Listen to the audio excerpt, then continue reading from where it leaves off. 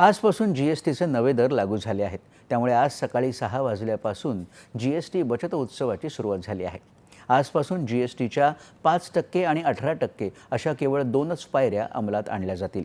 खाद्यपदार्थांबरोबरच दैनंदिन वापराच्या अनेक वस्तूंचा नव्या दरांच्या श्रेणीत समावेश आहे।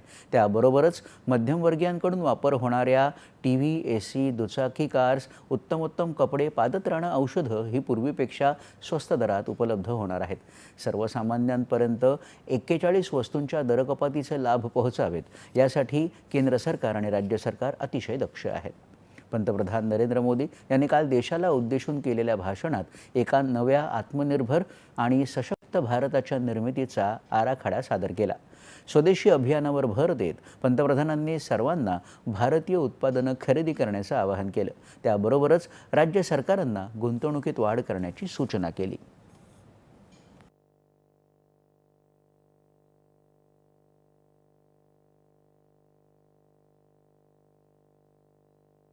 देशभरात सुरू होत असलेल्या नवरात्रोत्सवाच्या सोबतीनंच जीएसटी सुधारणा लागू होत असल्यामुळे देशात बचत उत्सव सुरू होणार आहे।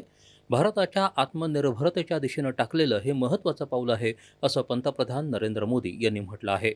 पंतप्रधानांनी देशाला उद्देशून संबोधित करताना नवरात्रीसह या बचत उत्सवाच्याही शुभेच्छा दिल्या। जीएसटी सुधारणा देशाची नवी विकासगाथा लिहिणाऱ्या ठरतील। या नेक्स्ट जनरेशन सुधारणा देशाच्या वर्तमानातल्या गरजा पूर्ण करणाऱ्या आहेत। याचा सरळ सरळ लाभ आपल्या दैनंदिन गरजांमध्ये आपल्याला दिसणार आहे, असं पंतप्रधानांनी सांगितलं। गेल्या काही वर्षात 25 कोटी लोक दारिद्र्यातून वर आले आहेत।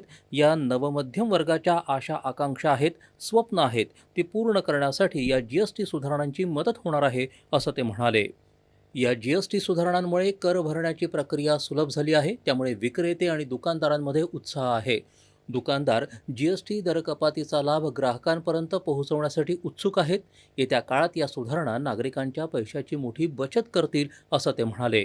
साथियों, हम नागरिक देवो भवः, नागरिक देवो भवः के जिस मंत्र के साथ आगे बढ़ रहे हैं, नेक्स्ट जनरेशन जीएसटी रिफॉर्म में इसकी साफ झलक दिखाई देती है।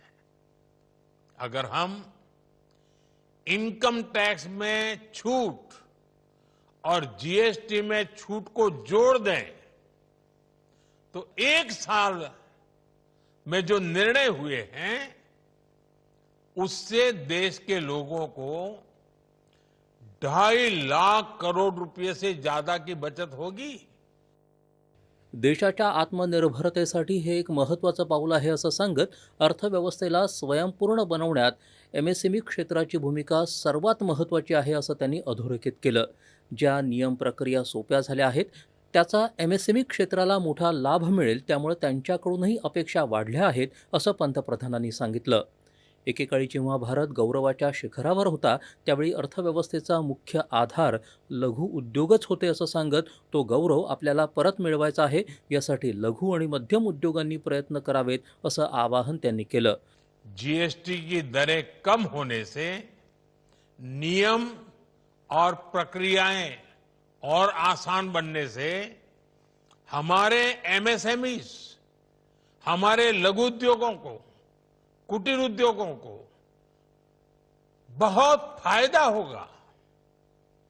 उनकी बिक्री बढ़ेगी और टैक्स भी कम देना पड़ेगा, यानी उनको भी डबल फायदा होगा।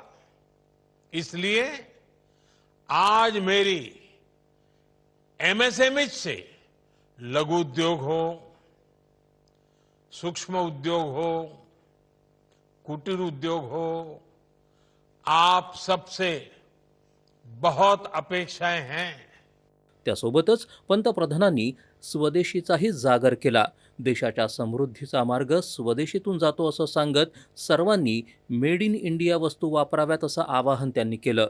भारतात तयार होणाऱ्या वस्तूंच्या मागे असलेल्या श्रमाचा सन्मान करत देशातल्या प्रत्येक घराला स्वदेशीचं प्रतीक बनवावं, दुकानांना स्वदेशीनं सजवावं, असं ते म्हणाले। स्वदेशी खरेदीचा अभिमान बाळगण्याचं आवाहनही त्यांनी केलं।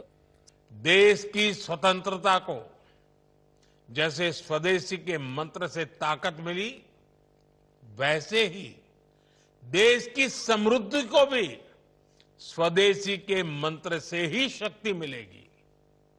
आज जाने अनजाने हमारी रोजमर्रा की जिंदगी में बहुत सी विदेशी चीजें जुड़ गई है। हमें इनसे भी मुक्ति पानी होगी। हम वो सामान खरीदें जो मेड इन इंडिया हो, जिसमें हमारे देश के नौजवानों की मेहनत लगी हो, हमारे देश के बेटे बेटियों का पसीना हो।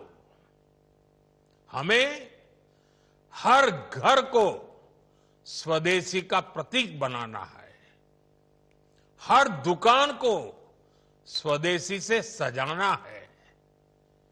गर्व से कहो, ये स्वदेशी है।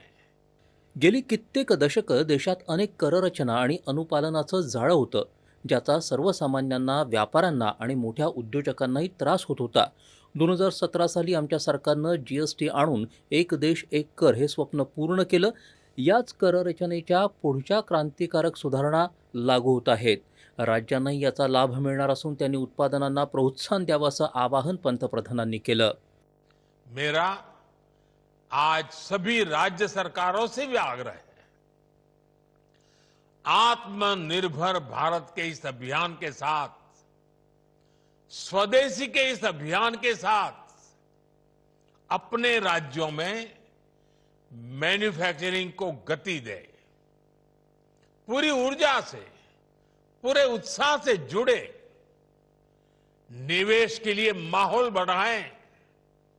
जब केंद्र और राज्य मिलकर आगे बढ़ेंगे तो आत्मनिर्भर भारत का सपना पूरा होगा। भारत का हर राज्य विकसित होगा, भारत विकसित होगा। यंदाच्या अर्थसंकल्पात मध्यम वर्गाला 12 लाखापर्यंतच्या उत्पन्नावर करमाफी देत सरकारनं भेट दिली होती. आता या सुधारणांमधून मध्यम वर्ग, नवमध्यम वर्ग आणि गरिबांना हा डबल बोनान्झा मिळणार आहे असं सांगत त्याचा लाभ घेण्याचं आवाहन पंतप्रधानांनी केलं.